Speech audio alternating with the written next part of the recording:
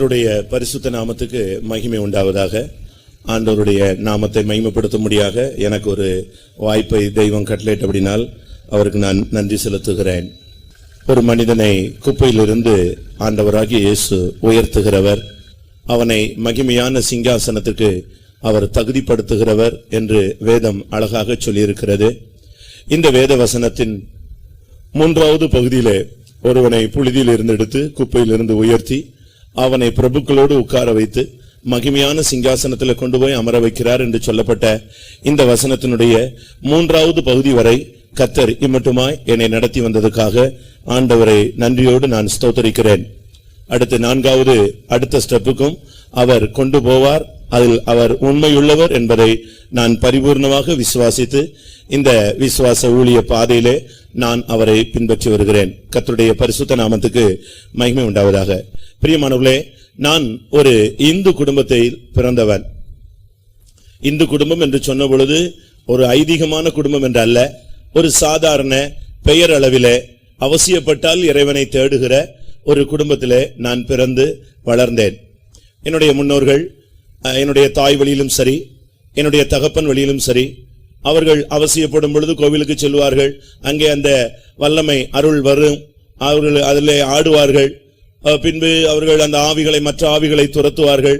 இப்படிப்பட்ட சரங்காச்சாரங்களுக்கெல்லாம் நான் போயிருக்கிறேன். ஆனால் எங்களுடைய பெற்றோர்களுக்கு அதில் அதிகமான ஈடுபாடு இல்லை. அவசியப்பட்டால் வருடத்துக்கு ஒரு முறை அந்த கோவில் திருவிழாக்களுக்கு எங்களை அழைத்து செல்வார்கள். அது விடுமுறை நாளாக இருக்கிறபடினால் நாங்கள் எல்லாரும் அதுக்கு ஆசையோடு நாங்கள் அதை கடந்து செல்வோம்.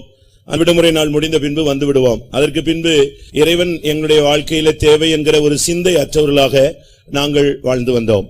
இப்படி நான் வளர்ந்து வரும் பொழுது என்னுடைய குடும்பத்தினுடைய சூழ்நிலைகள் கொஞ்சம் கொஞ்சமாக மாற ஆரம்பித்தது.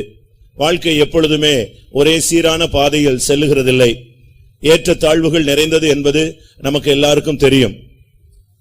எங்களுடைய வீட்டிலும் கூட அப்படிப்பட்ட ஒரு சூழ்நிலை மாறினது. என்னுடைய தகப்பனார் காவல்துறையிலே அவர் வேலை பார்த்து கொண்டிருந்தார். ஏதோ ஒரு நாள் ஒரு சின்ன பிரச்சனையில் அந்த டைரியை மெயின்டைன் பண்ணாததினால் அவரை கேள்வி கேட்டு விட்டார்கள் என்று சொல்லி, குற்றம் சாட்டி விட்டார்கள் என்று சொல்லி, உடனடியாக அந்த வேலை தேவையில்லை என்று சொல்லி அவர் உதறிவிட்டு வெளியே வந்து விட்டார். ஆனால் அதற்கு முன்பாகவே அவருக்கு குறுகிய காலத்திலே பணம் சம்பாதிக்க வேண்டும் என்கிற ஒரு சிந்தை இருந்தபடியினால் அந்த தொழில் அவருக்கு பிடிக்கவில்லை. சமயம் வந்த பொழுது அதை உதறிவிட்டு அவர் கொஞ்சம் கொஞ்சமாக சமூக விரோத செயல்களில் அவர் ஈடுபட ஆரம்பித்தார். அப்படினால் அவர் குற்றவாளிகளை அநேகரை சந்தித்திருப்பதினால் எங்கே குற்றங்கள் செய்ய முடியும், யார் யார் அதில் தொடர்பு உள்ளவர்கள் என்பவர்களை தெளிவான விதத்தில் அவர் அறிந்திருந்தபடினால் அவர் கொஞ்ச நாட்கள் கள்ள நோட்டு அடிக்கிற ஒரு கூட்டத்தோடு தொடர்பு வைத்திருந்தார். அது கொஞ்ச நாள் ஓடினது, செயல்பட்டது. அதற்கு பின்பு அதில் அவருக்கு சரியான வாய்ப்பு கிடைக்காதபடினாலே மறுபடி வேறொரு பாதைக்கு அவர் திருப்பப்பட்டார். நான் முதலாவதே சொன்னனே, இந்து மார்க்கத்தில் அதி தீவிரமாக அவர்கள் செயல்படவில்லை. ஏதோ பெயரளவில் தான் அவர்கள் செயல்பட்டு வந்தார்கள். கொஞ்ச நாட்களுக்கு பின்பு நீங்கள் கேள்விப்பட்டிருப்பீர்கள், ஐம்பொன் சிலைகள் என்று அநேக கோவில்களிலே, இந்து கோவில்களிலே இருக்கும். அவைகள் வெளிநாடுகளுக்கு கடத்தப்படுவது, பஞ்சலோக சிலைகள் பிடிபடுவது, இதெல்லாம் பேப்பரிலே நாம் பார்க்கலாம். இப்படிப்பட்ட ஒரு கூட்டத்தோடு அவர் சேர்ந்து அவர் அந்த சிலைகளை திருடி வெளிநாடுகளுக்கு கடத்தும்படியான ஒரு தொழிலிலே அவர் ஈடுபட்டார். என்னுடைய அறிவின்படி எங்களுடைய வீட்டுக்கு எத்தனையோ விசை இந்த ஐம்பொன் சிலைகள் கொண்டு வரப்பட்டிருக்கிறது. அது சிலையாக கொண்டு போனால் பிரச்சனை என்று சொல்லி அதை துண்டிக்கக்கூடிய வேலையை எங்களுடைய வீடுகளில் வைத்து நாங்கள் செய்வோம்.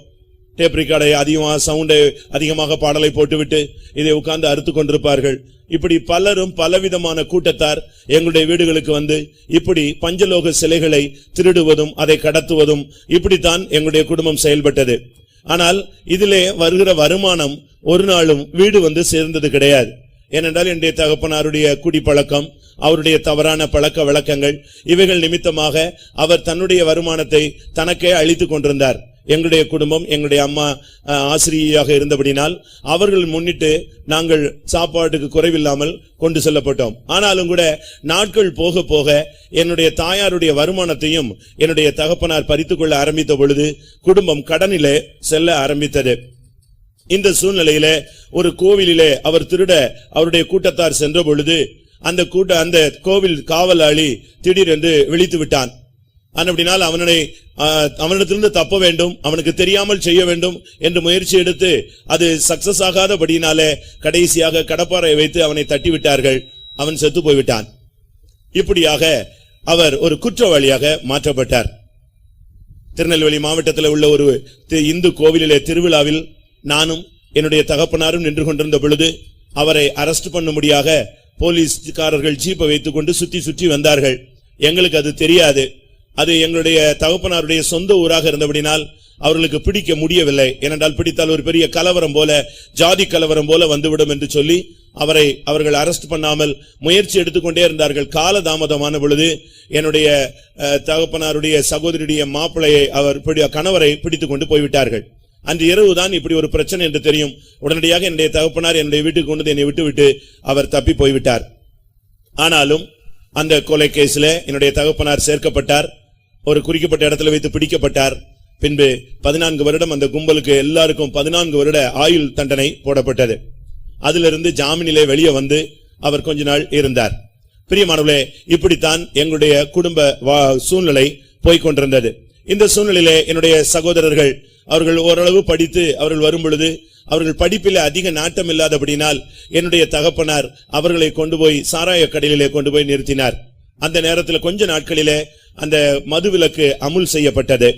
அப்படினால் சாராயம் காய்ச்சுவதோ விற்பதோ கடத்துவதோ எல்லாமே குற்றம் என்று எண்ணப்பட்டது. ஆனால் அப்படினால் கள்ள சாராயத்திற்கு அதிகமான மதிப்பு இருந்தது. கொஞ்ச நாட்களிலே அந்த கடையெல்லாம் ஒதுக்கி தூக்கி வைத்துவிட்டு அவர்கள் கள்ள சாராயத்தை கடத்துகிறவர்களாக மாற்றப்பட்டார்கள். தினமும் கார் வரும், ஒவ்வொரு நாளும் செக் போஸ்டை உடைத்துக் கொண்டு வருவார்கள். கார் ஒரு 3 நாளுக்கு ஒரு தரம் கார்ல பெயிண்ட் மாற்றிக்கொண்டே இருப்பார்கள். ஏனென்றால் அந்த கார் நம்பர் பிளேட் எல்லாம் மாறிக்கொண்டே இருக்கும். இப்படித்தான் கொஞ்ச நாட்கள் ஓடிக்கொண்டிருந்தது. திரும்ப இப்படி பிரச்சனைகள் அதிகரித்த பொழுது என்னுடைய தகப்பனாரை பிடித்து ஜெயிலிலே போட்டு விட்டார்கள். அவரை வெளியெடுக்கும்படியாக என்னுடைய சகோதரன் எவ்வளவோ முயற்சி எடுத்து கடைசியில ஒரு தீபாவளி அன்று தகப்பன் வீட்டில் இல்லாவிட்டால் அந்த தீபாவளியை கொண்டாட முடியாது, அது துக்கமான ஒரு தீபாவளியா இருக்கும் என்று என்னுடைய தாய் சொன்னபடினால் என்னுடைய சகோதரர் அதிகமான பணத்தை கொடுத்து அதுக்கு முந்தின நாளிலே அவரை ஜாமீனிலே எடுத்துக்கொண்டு வந்தார். இப்படி ஒரு பகுதியிலே என்னுடைய தகப்பனார் பொறுப்பற்றவராக, குடும்ப பாரமற்றவராக, பிள்ளைகளை குறித்த கவலையற்றவராக, அவர் இஷ்டத்துக்கு சுற்றக்கூடிய ஒரு நபராக மாறிப்போனார். இந்த சூழ்நிலையில என்னுடைய சகோதரர்களும் கூட அவர்கள் கள்ளசாராயம் கடத்துவதில் அதிகமாக ஈடுபட்டு அவர்களும் சிறைச்சாலைக்கு செல்லக்கூடிய ஒரு சூழ்நிலை. இந்த சூழ்நிலையில ஒரு சின்ன பிரச்சனை என்னுடைய சகோதரனுக்கு ஏற்பட்டது. ஒரு சின்ன பையன் அவரை எதிர்த்து பேசிவிட்டான். அப்படினால் அவர் போகிற வேகத்துல அவனை அடித்து விட்டார். அது ஒரு பெரிய பிரச்சனையாகி அவர் மன்னிப்பு கேட்க வேண்டும் என்கிறதுல அவர்கள் எல்லாரும் தீவிரமாக இருந்தார்கள். மன்னிப்பு கேட்காத பட்சத்துல அவரை பழி வாங்க வேண்டும் என்கிற ஒரு தோற்றத்தில் இருக்கும் பொழுது இவர் அதை குறித்து கவலையற்றவராக இருந்த பொழுது ஒரு நாள் இரவு ஒரு 10 மணிக்கு தூத்துக்குடியிலே பழைய பஸ் ஸ்டாண்டுக்குள்ளே வைத்து அவரை வெட்டிவிட்டார்கள். ஒரு 40-50 இடத்துல அவருக்கு வெட்டு விழுந்தது. ஆனாலும் கூட அவருடைய திடகாத்திரமாக இருந்தபடினால் அவர் அந்த சூழ்நிலையை சமாளித்து அந்த சூழ்நிலையில மரணத்திலிருந்து அவர் தப்புவிக்கப்பட்டார். அதற்கு பின்பு என்னுடைய சகோதரர் இன்னொரு சகோதரருடைய ஊரிலே அவரை கொண்டு போய் வைத்திருந்தார்கள். ஆனாலும் அவருக்கு அவனை பழி வாங்க வேண்டும் என்கிற ஒரு பெரிய சிந்தை வந்தது. அதுக்கு பின்பு கேஸ் நடந்தது. 2 பேரும் சேர்ந்து 2 அண்ணனும் சேர்ந்து வருவார்கள். எப்பொழுதும் கையில ஆயுதம், இல்லாவிட்டால் இடுப்பிலே ஆயுதம், இல்லாவிட்டால் சைக்கிள்ல ஒரு பெரிய 2 வாள் தொங்கும். இப்படித்தான் அவர்களுடைய வாழ்க்கை போய்கொண்டிருந்தது. ஒரு குறிக்கப்பட்ட நாளிலே அவன் ஜாமீனிலே வந்துவிட்டான். என்னுடைய சகோதரனை வெட்டின குடும்பத்தைச் சேர்ந்த ஒரு பையன் ஜாமீனிலே வந்துவிட்டான். அவனை திடீரென்று என்னுடைய சகோதரன் நேருக்கு நேர் பார்த்து விட்டார், மூத்தவர். அதற்கு பின்பு அவரால் அதை எதிர்கொள்ளவே முடியவில்லை. கடைசியாக அப்படியே அவனை சைக்கிளில் தூக்கி கொண்டு போய் திரும்ப கடத்தி கொண்டு போய் அவனை ஒரு 26 கிலோமீட்டர் கொண்டு போய் அவனை வெட்ட ஆரம்பித்தார்கள். சரி, இப்படி வெளியரங்கமாக வெட்டினால் பிரச்சனை என்று சொல்லி ஒரு நாராயணசாமி கோவில்ல இருந்ததான நேர்த்திக்கடனுக்கு போட்டிருந்த ஒரு வாளை எடுத்து என்னுடைய சகோதரன் அவனை வெட்டி விட்டார்.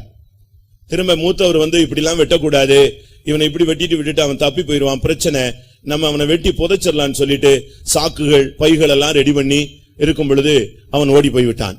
ஒரு சகோதரி, என்னுடைய சகோதரியை ஒன்றுவிட்ட சகோதரி போய் ஓடி போய்விடு என்று சொல்லிவிட்டதனால் ஓடிவிட்டான். இப்படி அவன் தப்புவிக்கப்பட்டான். இப்படியே குடும்பத்திலே பிரச்சனைகள், கேஸ்கள், இப்படிப்பட்ட ஒரு நெருக்கமான சூழ்நிலையில பிரியமானவர்களே எங்களுடைய குடும்பம் சென்றது. இந்த சூழ்நிலையில நாங்கள் இருந்த வீட்டை காலி பண்ண சொல்லி பிரச்சனை பண்ணினார்கள். ஏனென்றால் ஒரே போலீஸ் ரைடாக இருக்கிறது.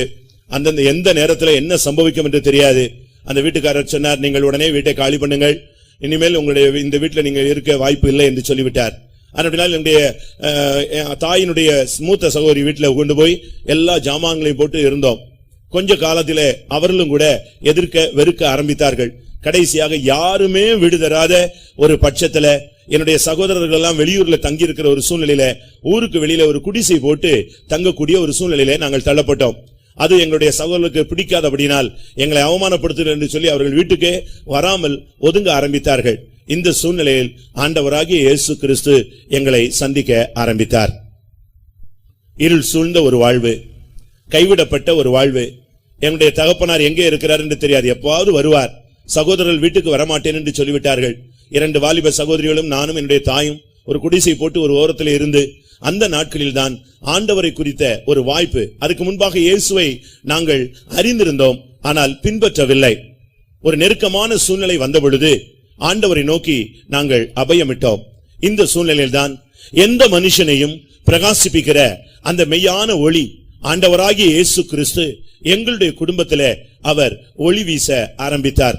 ஒவ்வொரு நாளும் நிம்மதியற்ற ஒரு வாழ்விலே நாங்கள் போய்கொண்டிருந்தோம். என்னை வெட்டும்படியாக முயற்சி எடுத்தார்கள். எங்களுடைய சகோதரிகளை தாக்கும்படியாக முயற்சி எடுத்தார்கள். மறுபடியும் இவர்களை பழி வாங்க வேண்டும் என்று எண்ணினார்கள். என்னுடைய சகோதரர்களும் இனிமேல் விடவே முடியாது, நான் எப்படி ஆயினும் அவனை மறுபடியும் ஏதாவது செய்ய வேண்டும் என்று சொன்னார். இப்படிப்பட்ட சூழ்நிலைகளிலே அவரை அரெஸ்ட் செய்து கைகளிலும் கால்களிலும் செயின் போட்டு அவரை ஜீப்புக்கு முன்பாக ஓட வைத்து அவரை அவமானப்படுத்தினார்கள். அதை அவரால் தாங்க முடியாமல் அந்த சப் இன்ஸ்பெக்டர் அடித்தவனை எப்படி ஆயினும் கொள்ள வேண்டும் என்று சொல்லி ஜெயிலில் இருந்து வரும் பொழுதே கைதிகளுடைய ஒரு கூட்டத்தை ஆயத்தப்படுத்தி அவர் வந்திருந்தார். பின்பு அந்த ஆள் சப் இன்ஸ்பெக்டர் இதை தெரிந்து அவன் டிரான்ஸ்பர் வாங்கிட்டு ஓடிவிட்டார். அப்படினால் சரி என்று விட்டுவிட்டு எப்படி ஆயினும் மறுபடியும் வாழ்க்கையில பணத்தை சம்பாதிக்க வேண்டும் என்கிற ஒரு குறிக்கோளிலே ஒரு முரட்டாட்டமான ஒரு சூழ்நிலையிலே காணப்பட்டார்கள். எப்பொழுது வீட்டுக்கு வருவார்கள் என்று தெரியாது, எப்பொழுது அவர்கள் வீட்டிலிருந்து புறப்படுவார்கள் என்று தெரியாது. நைட்ல 2 மணி 3 மணிக்கு வருவார்கள், காலையில 11 மணிக்கு வெளியே போவார்கள். யாரும் அவர்களை கட்டுப்படுத்த முடியவில்லை. என்னுடைய பெற்றோர்களால் கட்டுப்படுத்த முடியவில்லை, சமுதாயத்தினால் கட்டுப்படுத்த முடியவில்லை. அவர் ஜெயில இருந்தாலும் கொஞ்ச நாள்ல வெளியே வந்துருவார். இப்படியே பிரச்சனைகள் அதிகரித்துக் கொண்டிருந்தது. இந்த சூழ்நிலையில் தான் என்னுடைய சகோதரி அவள் கூட படித்த ஒரு பெண் ஒரு பிள்ளை மூலமாக இந்த சபையினுடைய சண்டே ஸ்கூலுக்கு அவள் கடந்து போனாள். என்னுடைய தாயும் சரி சண்டே ஸ்கூல் தானே என்று சொல்லி கொஞ்சம் அவளுக்கு ஒரு வாய்ப்பை கொடுத்தார்கள். என்னுடைய தாய் வழியில ஒரு பாஸ்டர் இந்த சபையில இருந்திருக்கிறார், ரொம்ப அதிக தூரத்துல. அதன் நிமித்தம் அவர்களும் அதற்கு ஒரு வாய்ப்பை கொடுத்து பிள்ளை விட்டு விட்டார்கள். கொஞ்ச நாள் கழித்து என்னுடைய அடுத்த சகோதரி படித்து விட்டு வந்தாள். அவளுக்கும் கூட வேலை இல்லாமல் கஷ்டப்பட்டாள். இந்த சூழ்நிலையில 2 வாலிப பிள்ளைகளும் கோயிலுக்கு போகிறது அப்படினால் என்னுடைய தாயும் கூட அவர்களுக்கு துணையாக இப்படித்தான் நாங்கள் இந்த சபையின் ஐக்கியத்துக்குள்ளே வந்தோம். வீட்டில் உள்ள பிரச்சனைகள், வீட்டில் உள்ள போராட்டங்கள், வீட்டில் உள்ளதான சூழ்நிலைகள் மிகவும் அவர்களை வேதனைப்படுத்தினபடினால் அவர்கள் 3 பேரும் கோயிலுக்கு போனார்கள். பின்பு என்னை அவர்கள் அழைத்தார்கள். நான் பெயரளவிலே வந்து வெளியே போய்விட்டேன். எனக்கு இப்படிப்பட்ட ஒரு சூழ்நிலை, தேவன் இப்படி ஒரு வருங்காலத்தை வைத்திருக்கிறார் என்று எனக்கு தெரியாது. என்னை எப்படி ஆயினும் என்னுடைய சகோதரர்கள் ஒரு நல்ல உலக பிரகாரமான ஒரு ஸ்டாண்டர்ட் லைஃப்ல கொண்டு வரணும்னு அவர்கள் முயற்சித்தார்கள். ஏனென்றால் அவர்கள் போலீஸ்னால மிகவும் பாதிக்கப்பட்டபடினால் என்னை எப்படியாவது IPSக்கு கொண்டு வரணும் என்கிற ஒரு சூழ்நிலையிலே அவர்கள் வளர்க்க ஆரம்பித்தார்கள். அதற்காக என்னை பல இடங்களில் படிக்க வைத்து எனக்கு வேறு விதத்தில் என்னை கொண்டு போக முயற்சித்தார்கள். ஆனால் இந்த சூழ்நிலையில் தான் ஆண்டவராகிய இயேசு கிறிஸ்து எங்களுடைய குடும்பத்திலே தன்னுடைய வெளிச்சத்தை அவர் கட்டளையிட ஆரம்பித்தார். எந்த சூழ்நிலையிலே அகப்பட்ட மனிதனும் ஆண்டவராகிய இயேசு கிறிஸ்துவை ஒரு விசை நோக்கி பார்த்தால் அவனுடைய வாழ்வை பிரகாசிக்கிற ஆண்டவராகிய கிறிஸ்து எங்களுடைய வாழ்க்கையிலே, எங்களுடைய குடும்பத்திலே நாங்கள் அவரை நோக்கி பார்த்த பொழுது எங்களுடைய குடும்பத்தின் சூழ்நிலைகளை மாற்ற ஆரம்பித்தார். 2 சகோதரர்களும் எப்பொழுதும் கேஸ்லேயே, எப்பொழுதும் கோர்ட்டுக்காக அலைந்து கொண்டே இருப்பார்கள். ஆனால் ஆண்டவராகிய இயேசு கிறிஸ்துவை நாங்கள் ஏற்றுக்கொண்ட பொழுது அந்த கேஸிலிருந்து அவர்களுக்கு 2 பேருக்கும் உடனடியாக ஒரு விடுதலை கிடைத்தது. என்னுடைய சகோதரனை வெட்டின அந்த கூட்டத்திலே என்னோடு படித்தவனும் ஒருவன் இருந்தான். அந்த குடும்பத்திலே நானும் அவனும் இணைந்து படித்தோம். இவர்கள் எப்படியாயினும் அவனை பழி வாங்க வேண்டும் என்று சொன்னார்கள். ஆனால் நாங்கள் எங்களுடைய சகோதரர்களை நீங்கள் பழி வாங்க வேண்டாம், தவறு அவருடைய பட்சத்தில் இருந்தால் கர்த்தர் கிரியை செய்வார் என்று சொல்லி. ஆனால் என்னுடைய சகோதரனை அந்த ஜீப்புக்கு முன்பாக செயின் போட்டு இழுத்து கொண்டு வந்து அவமானப்படுத்தின அந்த காரியம் அவர்களுக்கு சக்சஸ் ஆகினபடினால் அவர்கள் இவர்களை அவமானப்படுத்தினால் நாங்கள் மொட்டை போடுவோம் என்று சொல்லி ஒரு கோயிலுக்கு தீர்மானித்திருந்தார்கள். அதுபோல என்னுடைய சகோதரனை செயின் கட்டி இழுத்து விட்டு வந்ததுனால அவர்களுக்கு மிகுந்த சந்தோஷம். அந்த கோயில்ல போய் மொட்டை போடுவதை நிறைவேற்ற போன பொழுது அவர் கிணற்றில அவன் குளிக்க போன பொழுது அப்படியே மூழ்கி போய்விட்டான். அவன் மரித்து போய்விட்டான். என்னோடு படித்த அந்த விரோதமான அந்த கூட்டத்தை சேர்ந்தவன். அதிலிருந்து சரி ஆண்டவர் கிரியை செய்யட்டும் என்று இவர்கள் ஒதுங்க ஆரம்பித்தார்கள். இந்த சூழ்நிலையில நான் கொஞ்சம் கோயிலுக்கு வருவேன், தேவ சமூகத்துக்கு வருவேன், ஆனால் போய்விடுவேன். எனக்கு இப்படிப்பட்ட ஆன்மீகத்துல அதிக நாட்டம் இல்லாமல் இருந்தது. ஒரு நாள் ஏதோ ஒரு பாஸ்டர் பிரசங்கம் பண்ணி இருக்கிறார், நீங்கள் சினிமா பார்த்தாலும் தவறு, சினிமா பார்க்க காசு கொடுத்தாலும் தவறு, ரெண்டும் ஒரே குற்றம் தான் என்று இங்கே யாரோ ஒரு பிரசங்கம் பண்ணி இருக்கிறார்கள். நான் சினிமாவுக்கு காசு கேட்ட பொழுது எங்க அம்மா கொடுக்க போகிற ஒரு டயத்துல என் சிஸ்டர் சொன்னா, இப்படி ஒரு பிரசங்கம் பண்ணி இருக்கிறாங்க, அவன் போய் பார்த்தாலும் தப்பு தான், நம்ம போய் பார்த்தாலும் தவறு தான், ரெண்டும் ஒண்ணுதான், நீங்க காசு கொடுத்தான். இப்படித்தான் கடைசியாக இவனை அங்கெல்லாம் அனுப்ப வேண்டாம் சொல்லி என்னை தேவ சமூகத்துக்கு அழைத்தார்கள். நான் வந்தேன். ஆண்டவருடைய அன்பு என்னை பிடித்தது. அப்பொழுது உள்ள ஊழியர்கள் என் மேல் அரவணைப்பு கொடுத்தார்கள். நானும் இதே சபையில என்னோடு கூட படித்த இன்னொரு வாலிபனும் இந்த சபைக்குள்ளே வந்தோம். ஆனால் அவன் திடீரென்று விலகி போய்விட்டான். எனக்கு ஒன்றுமே புரியவில்லை. என் கூட இருந்த நண்பன் திடீரென்று அவன் போய்விட்டான். அவன் பிறந்ததிலேயே CPM விசுவாசி. அவன் விலகி போன உடனே நானும் யோசித்தேன், நமக்கு இந்த பாதையில போகிறதுக்கு ஒத்து வராதோ என்று நான் யோசித்தேன். அப்பொழுது அந்த ஊழியர் சொன்னார், ஆண்டவர் உன்னை குறித்து சொல்லி இருக்கிறார், இனி அவன் அல்ல நீதான் என்று சொல்லி இருக்கிறார், நீ தனிமையாக என்னோடு இணைந்து நீ வான்னு சொன்னார். அந்த ஊழியருடைய வார்த்தைக்கு கீழ்ப்படிந்து நான் இந்த மார்க்கத்தில் அடியெடுத்து வைத்தேன். ஆண்டவராகிய இயேசு கிறிஸ்து என்னை சந்தித்தார், என்னுடைய வாழ்க்கையை சந்தித்தார், என்னுடைய படிப்புகளை கர்த்தர் பொறுப்பெடுத்தார், என்னுடைய வாழ்க்கையினுடைய போக்கையே அவர் மாற்றிவிட்டார். என்னுடைய பெற்றோர்கள் என்னை குறித்து ஒரு நோக்கம் வைத்திருந்தார்கள், எனக்குள்ளே ஒரு நோக்கம் இருந்தது. இந்த இரண்டு நோக்கமும் அடிபட்டு போய் ஆண்டவர் தன்னுடைய திரு நோக்கத்தை எனக்குள்ளே நிறைவேற்றினார். கர்த்தராகிய இயேசு கிறிஸ்துவை அவர் எனக்குள்ளே வெளிப்படுத்த சித்தமா இருந்த பொழுது நான் ஆண்டவராகிய இயேசு கிறிஸ்துவை இந்த பாதையிலே நான் ஏற்றுக்கொண்டேன். என்னுடைய வாழ்வை அப்படியே அவர் புரட்டி போட்டு இந்த மார்க்கத்திலே என்னை ஸ்திரப்படுத்த ஆரம்பித்தார். வசனங்கள் என்னோடு இடைப்பட்டது. ஆண்டவர் தெளிவான விதத்திலே என்னோடு இடைப்பட்டார். நான் சத்தியத்துக்கு கீழ்ப்படிந்தேன். பரிசுத்த ஆவியானவர் என்னை நிரப்பினார். அதற்கு பின்பு என்னுடைய படிப்பு, என்னுடைய எல்லா காரியங்களையும் ஆண்டவர் பொறுப்பெடுத்தார். நான் தெய்வீக சுக சாட்சிகளை கேட்டு ஆச்சரியப்பட்டேன். எப்படி எல்லாரும் தெய்வீக சுகத்திலே சாட்சி அனுபவத்தை சொல்லுகிறார்களே, நமக்கு ஒரு வியாதி கூட வரவில்லையே, நமக்கு என்ன சாட்சி இருக்கிறது என்று சொன்னேன். அன்று இரவிலிருந்து யோபுவை போல நான் வாதிக்கப்பட்டேன். என்னுடைய சரீரம் முழுவதும் சொறியினாலே பாதிக்கப்பட்டேன். என்னுடைய சகோதரி வீட்டுக்கு போனால் கூட வராத என்று சொன்னார்கள். காம்பவுண்ட்ல பக்கத்து வீட்டு வாசல்ல உட்கார்ந்தா, தம்பி நீங்க இங்க இருக்க கூடாதுன்னு சொல்லுவாங்க. என்னால கிளாஸுக்கு போக முடியாது. நான் அப்ப +2 படித்துக் கொண்டிருந்தேன். என்னால அங்க போகவே முடியாது. உட்கார்ந்தால் எழும்ப முடியாது. கை காலெல்லாம் பயங்கரமான கட்டிகள். இவ்வளவு கொடூரமான ஒரு வியாதி போல இருந்தது. நான் தெய்வீக சுகத்துக்கு சாட்சி என்று சொன்னால் இப்படி ஒரு பாதை வந்து விட்டதே என்று நான் மிகவும் திகைத்து போனேன். ஆனால் ஒரு நாள் என்னுடைய சபையினுடைய ஊழியர் ஒரு பாஸ்டர் வந்தார். வந்து இன்னும் கஷ்டப்பட்டு கொண்டிருக்கிறாயா, என்னை எடுத்துட்டு வான்னு சொன்னார். உடனே எங்க அம்மா என்னைய குளிப்பாட்டி விட்டு அவங்க கையெல்லாம் சொறி வந்தது. ஆனா அந்த பாஸ்டர் ஒரு செகண்ட்ல, பாஸ்டர் தவமணி அவர் உடனே என்ன எடுத்தார், ஒரு ஜெபம் பண்ணினார்.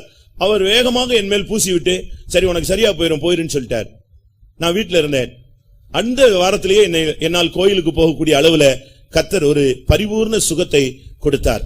ஆண்டவராகிய இயேசு கிறிஸ்து அன்றிலிருந்து என்னோடு தனிப்பட்ட விதத்துல இடைபட ஆரம்பித்தார்.